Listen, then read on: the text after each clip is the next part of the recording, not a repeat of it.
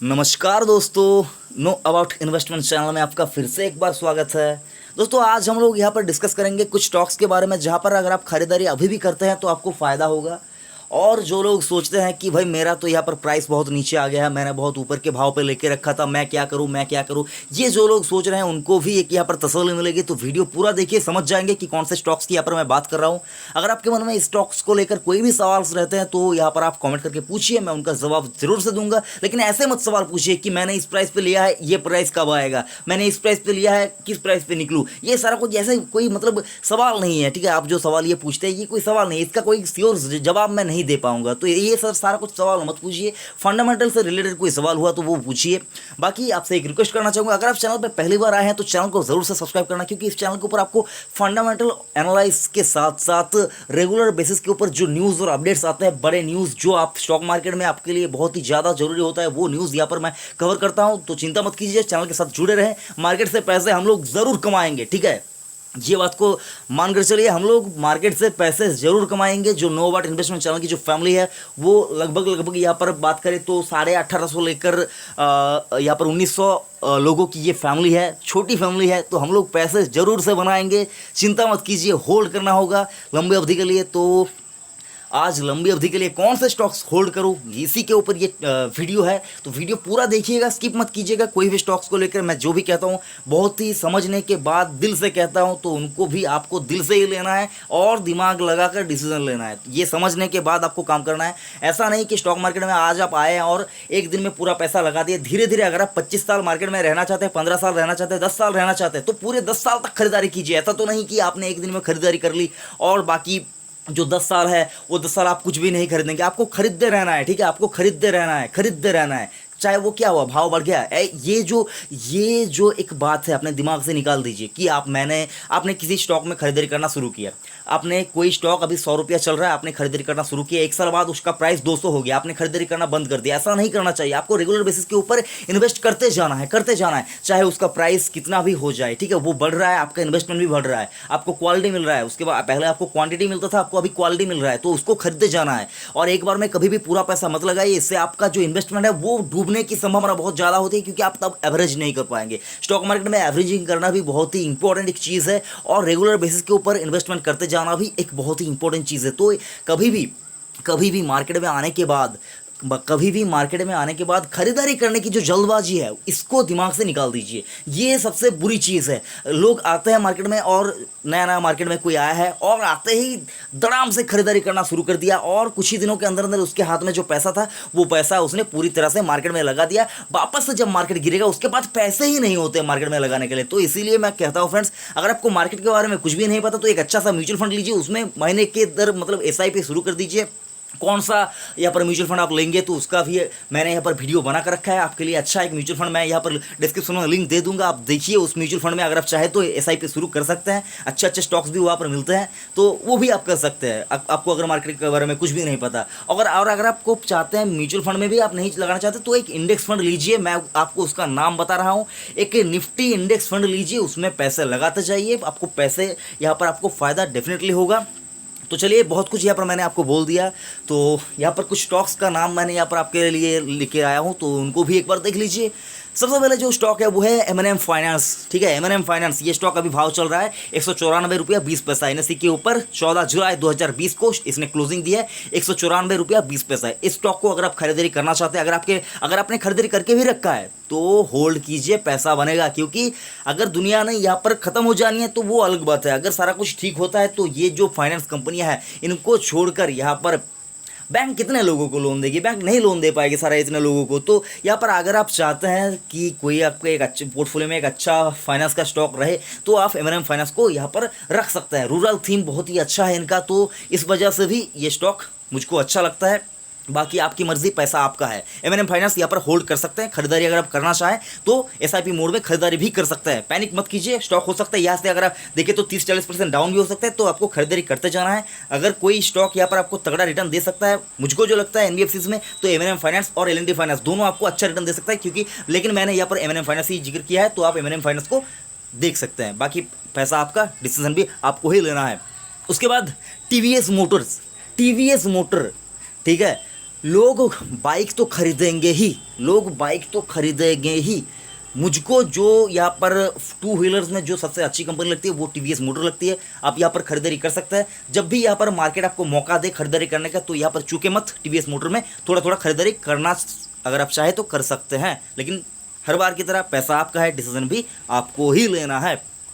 उसके बाद भारतीय एयरटेल स्टॉक के बारे में ज़्यादा कुछ बोलने की ज़रूरत नहीं है। जब भी मौका मिले, जब भी यहाँ पर करेक्शन हो, खरीदारी ही कीजिए। ये स्टॉक आपको पैसा बनाकर देने के लिए पूरी तरह से तैयार है, ठीक है। ये स्टॉक आपको पैसे बनाकर देने के लिए पूरी तरह से तैयार है। ब्रेकआउट कब होगा कोई नहीं बोल पाएगा, तो भारतीय एयरटेल में खरीदारी कीजिए। अगर आपके पास पोर्टफोलियो में है तो होल्ड कीजिए, पैसा बहुत बनेगा, ठीक है। लेकिन हर बार की तरह पैसा आपका है, डिसीजन भी आपको लेना है। मैं यहाँ पर नाम ले रहा हूँ, आपको डिसीजन लेना है। CDSL NSE में सिर्फ और सिर्फ लिस्ट है। CDSL को अगर आप चाहे तो खरीदारी कर सकते हैं। ये स्टॉक नेक्स्ट मल्टीबैगर लगता है मुझको, ये स्टॉक नेक्स्ट मल्टीबैगर लगता है मुझको। बाकी पैसा आपका है, डिसीजन भी आपको लेना है। L&T स्टॉक के बारे में जिक्र करना ज़रूरी है। अभी सुर्खियों में नहीं है ये स्टॉक, बहुत ज़्यादा चर्चा नहीं होता है L&T के बारे में। एक दौर था जब L&T बहुत ही ताबड़तोड़ रिटर्न देता था, लेकिन सुस्ती में चला गया ये स्टॉक। इसको आपको भूलना नहीं चाहिए। L&T बहुत ही अच्छी कंपनी है, तो L&T को भी आपको देखना चाहिए। L&T एक बहुत ही बेहतरीन कंपनी है। अगर आपके पोर्टफोलियो में है तो होल्ड कर सकते हैं, दिक्कत वाली कोई बात नहीं है। बहुत ही अच्छी कंपनी है। फिर खरीदारी करना चाहते हैं SIP मोड में खरीदारी शुरू भी कर सकते हैं, कोई बात नहीं, शुरू कर सकते हैं। यहाँ पर आपको मतलब टेंशन लेने की कोई भी बात नहीं है। अगर ये कंपनियाँ यहाँ से चली जाती है, मतलब ये कंपनियाँ बर्बाद हो जाती है, ये कंपनियों के जो स्टॉक्स यहाँ पर गिर जाते हैं, तो मतलब समझ लिए मार्केट गया, ठीक है। मार्केट से पैसे बनाने में बहुत ज़्यादा मुश्किल होगी। हाथ में पैसा रखी है, इसीलिए मैं आपको कहता हूँ हाथ में पैसा भी रखिए, एक बार में कभी भी पूरा खरीदारी मत कर लीजिए। उसके बाद कोलगेट पाल्मोलिव, लोगों को तो यहाँ पर ब्रश करना ही है, तो कोलगेट एक बहुत ही बेहतरीन ब्रांड है, एक MNC कंपनी है। अगर आप चाहते हैं आपके पोर्टफोलियो में एक MNC कंपनी भी रहे तो कोलगेट में खरीदारी कर सकते हैं। कोलगेट आपके रेडार में होना चाहिए। जब भी मौका मिले, जब भी ये स्टॉक नीचे जाए, आपको यहाँ पर थोड़ा बहुत ही सही लेकिन खरीदारी करना अगर आप चाहे तो कर सकते हैं। अच्छी कंपनी है, खरीदारी कर सकते हैं। 52 वीक हाई इसका अगर आप देखें तो 1642 रुपये इसका 52 वीक हाई है, तो खरीदारी अगर आप करना चाहें तो कर सकते हैं।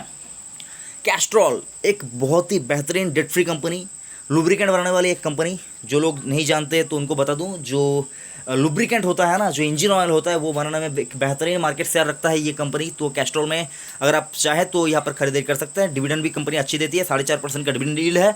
52 वीक हाई की बात करें तो 162 रुपये, 52 वीक लो की बात करें तो 90 रुपये के आसपास। तो कैस्ट्रॉल में अगर आप चाहे तो खरीदारी कर सकते हैं। रेडार पर रखिए स्टॉक, मार्केट जब आपको मौका दे खरीदारी कीजिए। अगर आपके पोर्टफोलियो में है तो चिंता मत कीजिए, होल्ड कीजिए, लंबे अवधि के लिए छोड़ दीजिए, पैसा बन जाएगा। अंबुजा सीमेंट बहुत नीचे हुआ करता था जब मैंने आपको बोला था कि स्टॉक को खरीदीजिए, स्टॉक को खरीदीजिए। अगर आपने खरीदा तब आपको पैसा जरूर बन रहा है।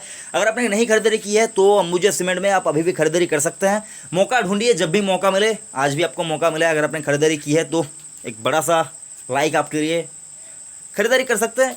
लोगों ने घर बनाने हैं, अंबुजा सीमेंट बहुत ही एक बेहतरीन कंपनी है।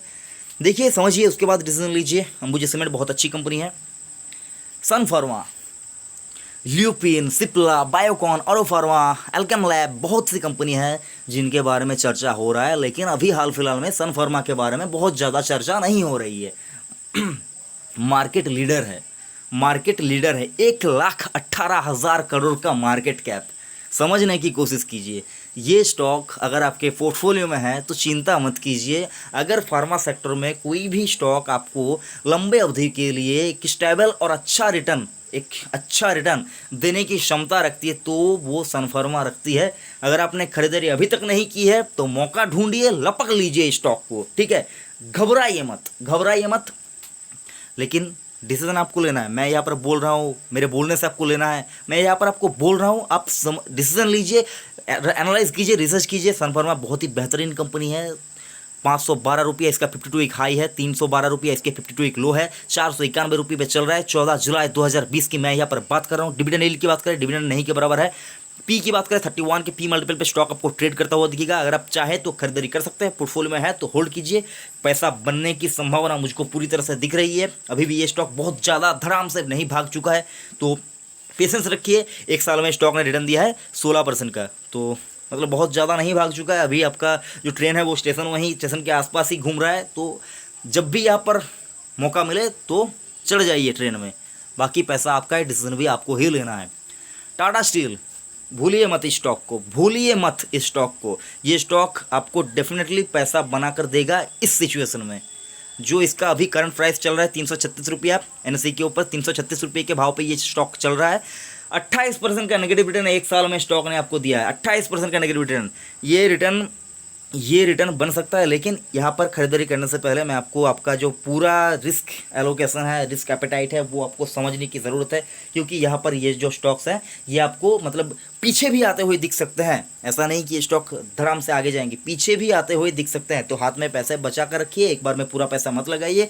टाटा स्टील आपको मौके दे रहा है यहाँ पर खरीदारी करने के लिए। 52 हाई की बात करें तो 506 रुपये के 506 रुपये का स्टॉक आपको यहाँ पर 336 रुपये पे मिल रहा है। तो ये देखकर भी आपको खरीदारी नहीं करना है, मौका ढूंढिए और एसआईपी मोड में टाटा स्टील में खरीदारी कर सकते हैं।